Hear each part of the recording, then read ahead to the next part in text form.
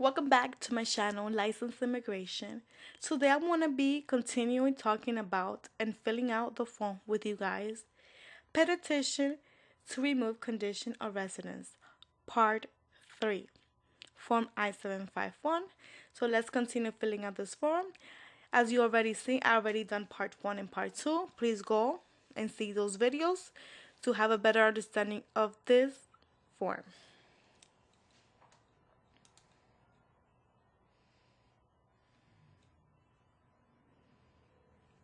Part 2, biographic information. So this is talking about your ethnicity.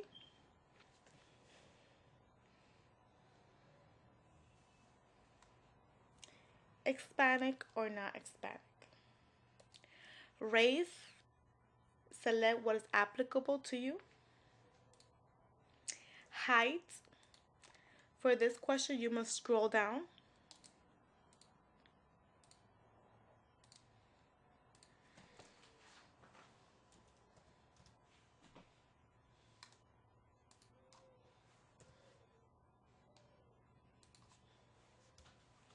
Eye color, select what it applies to you. Hair color as well. So now we're going to continue the third page.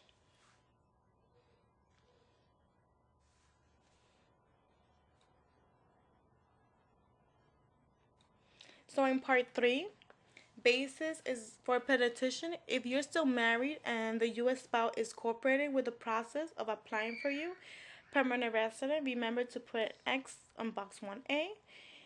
And do not check any other box in this part, okay?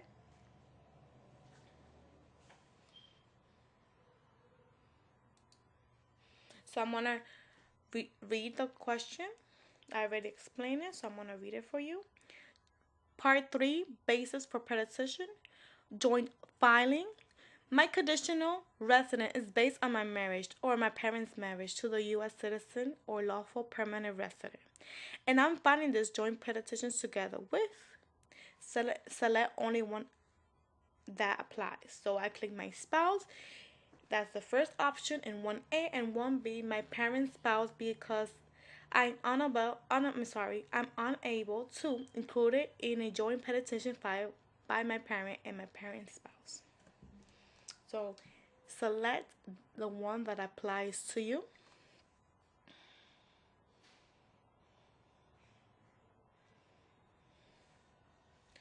Waiver or individual filing request. My conditional residence is based on my marriage or my parents' marriage to a U.S. citizen or lawful permanent resident. I'm unable to file a joint petition with my spouse or parent's spouse because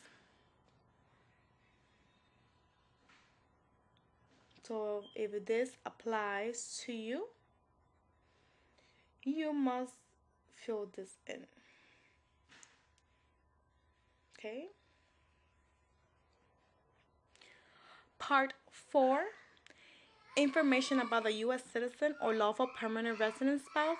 If filing as a child separately, information about the U.S. citizen or lawful permanent resident, step-parent through whom you gain your conditional residence.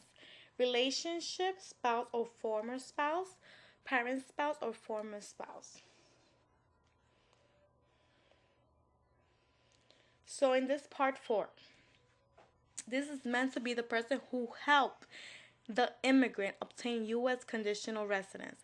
Italy, the address will be the same as the immigrant if you're filing jointly, and those need to prove ongoing bona fide marriage. So we're going to ask you, like I said, in this part. So other information.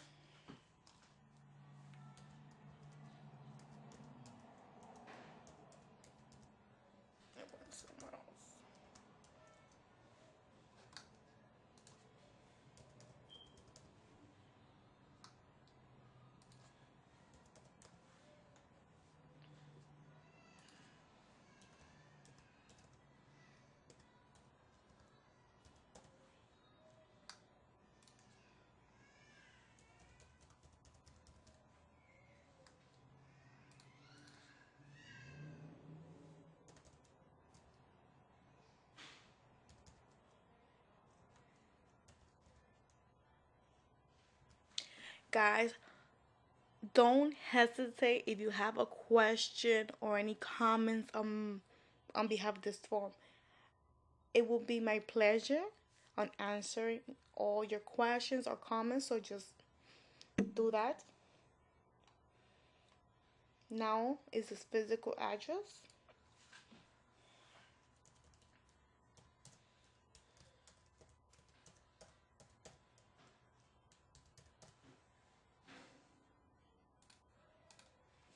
As you can see in the apartment number, it isn't gonna let me fill in. So when I print this out, I will use black ink to fill that blank.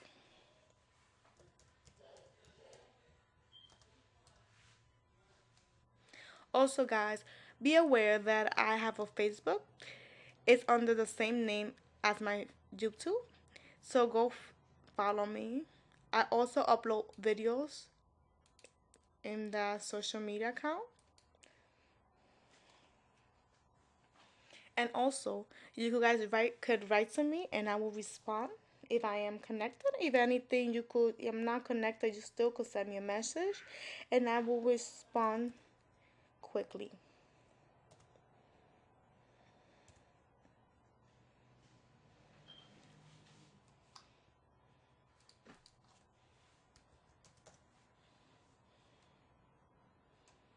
Part 5, information about your children.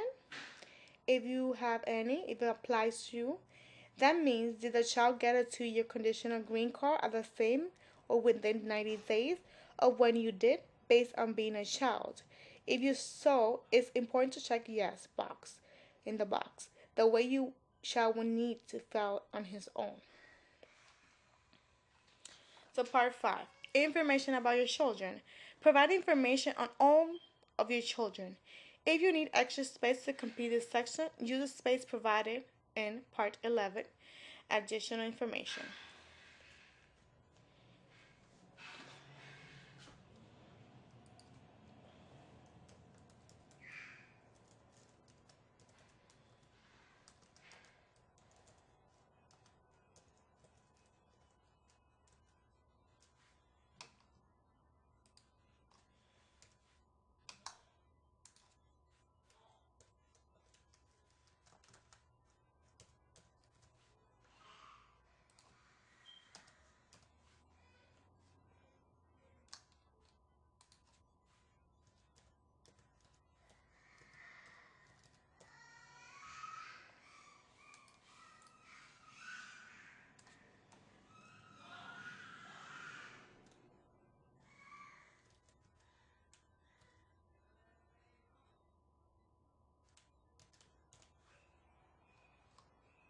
Is the child living with you, and is the child applies in with you?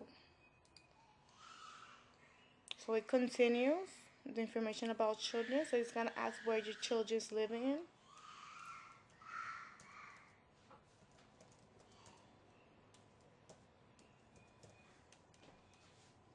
So like I said before, in the apartment number, it's not letting me fill this in with typing. So I must print it out with black ink.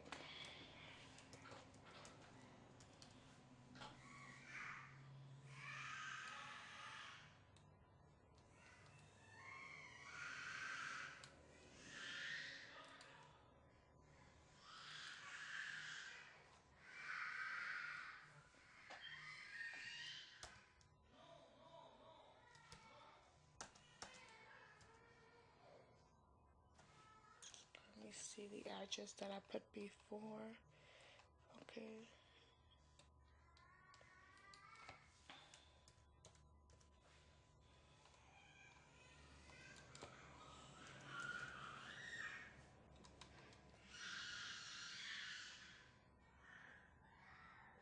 So you have additional children, you must include them.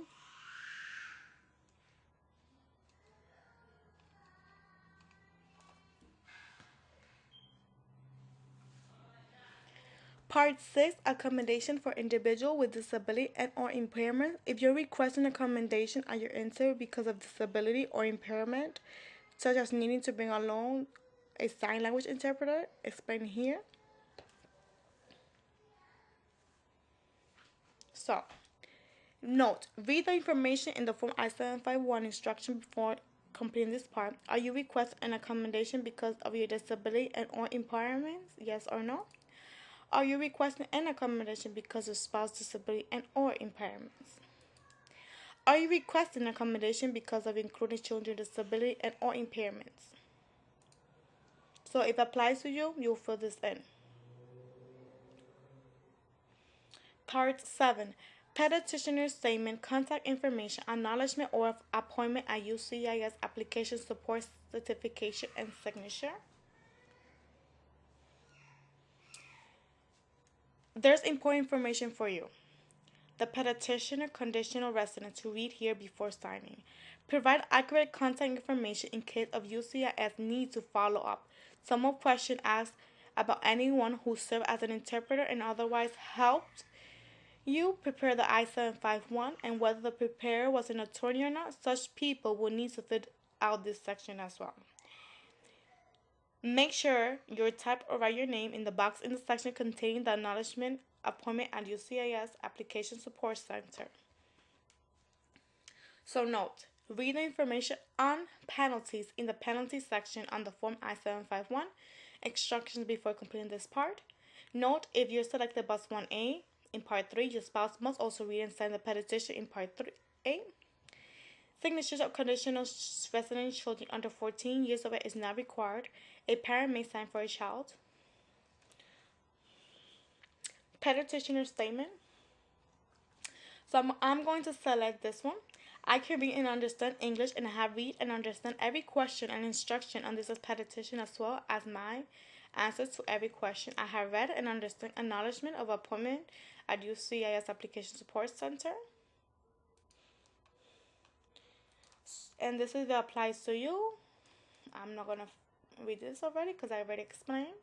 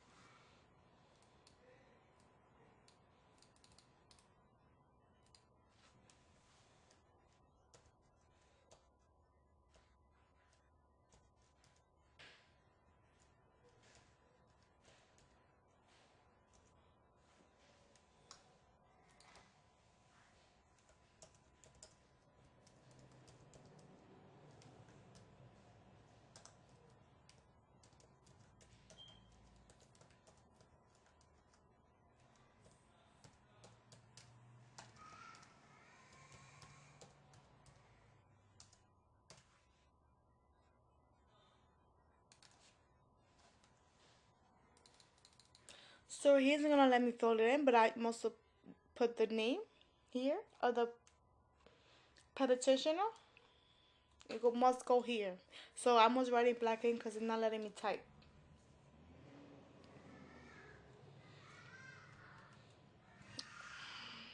And this is certification that you must read. Your signature goes here, so must do it with black ink. And date of a signature must be provided here.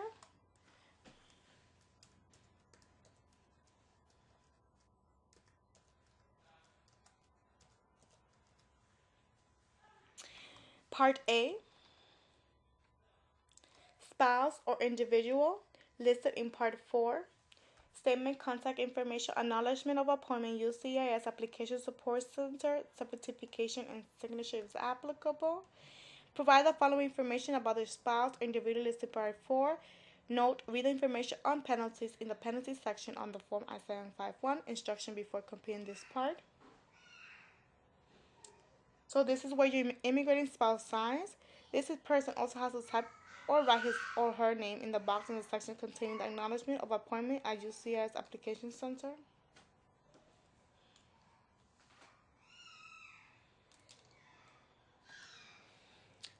So the rest is applies to you.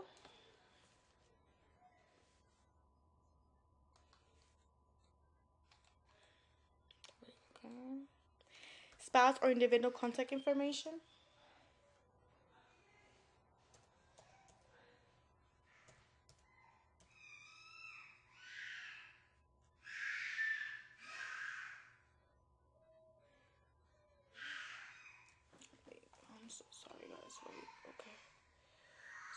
I was gonna view if I did correct the number.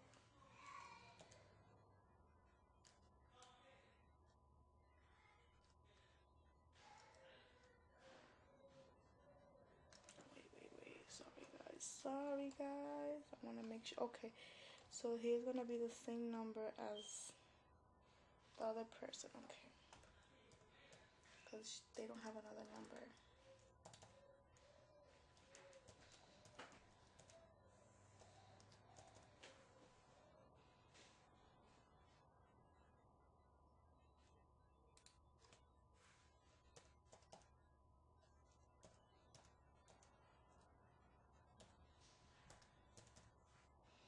They're gonna be the same address and mailing address.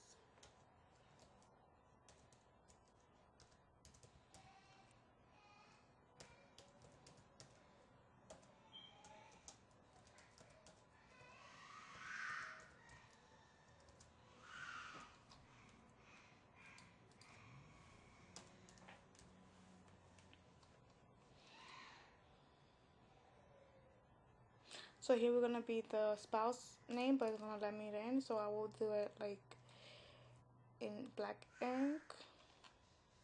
Date of signature.